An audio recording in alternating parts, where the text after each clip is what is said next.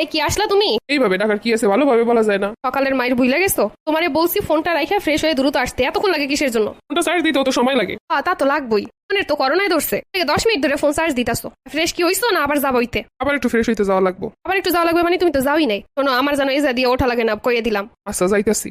এই তুই সেই লেগে এক কাপ চা বানায় আনবা আমার লেগে, যেন সব ঠিকঠাক হয়। যদি ভুল হয় তাহলে আবার অন্য কিছু দিমু। ছোটকাল থেকে শাশুড়ি ট্রেনিং দিতে পারেন, লেগে এই অবস্থা হইছে। এবার আমি ঠিক করবো, কিন্তু এই শিক্ষায় কোনো কমতি হইব না। বাপরে বাপ, সংসারের নাম মনে খালি ফোন। কি চা এখনো হয় নাই? আনতাছি, আমি কি মেশিন?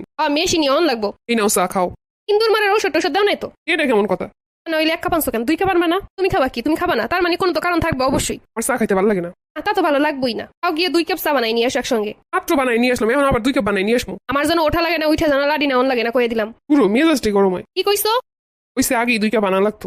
ভদ্র ছেলের মতো যা কইছি তাই করো। এই একটু এদিকে আসো তো। এই শুনো, এই কি শুনতে পাও না? কি হইছে, সিলেতেছো কেন? আমি তো শুনতেছি। আরে আমার রুম। কি তো আছে? এই তুমি কি আমার সাথে মস্করা করো? এরকম করে রেখে শুয়ে শুয়ে ফোন টিপতাছো, আবার 50,000 বার ডাকতাছি বলতেছো শুনতাছো। তুমি কি চাইতেছো বক্সিংটা এখন শুরু করি? ঠিক করতেছি এখন।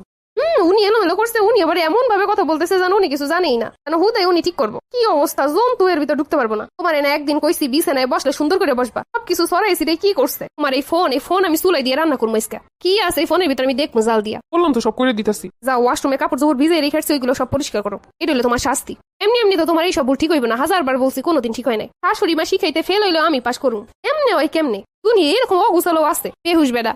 50 বার ডাকলে ইচ্ছে করে কানে শোনো না। থেরাপি যেন শুরু করা লাগে না, কয়ে দিলাম। আজরাইল কোথাকার। কি কইস তো জোরে কো। ওইসে এখনই যাইতাছি।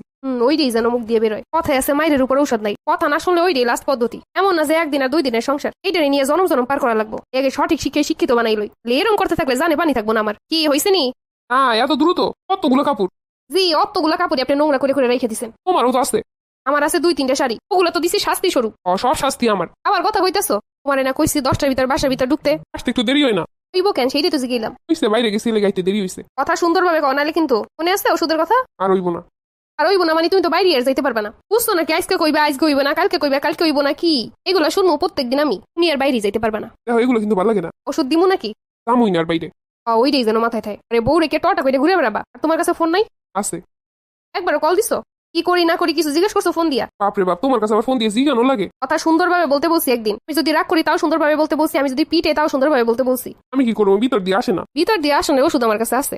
রাগ করো না, চলো বসে গল্প করি। কথায় আছে মায়ের উপর ঔষধ নাই। ব্যবহারের থেকে বড় শিক্ষার দুনিয়ায় কিছু নাই। আচরণ ঠিক করার লাগে এমনই বই তৈব, তাইলে বেহায় আচরণ জীবনেও ঠিক হয় না।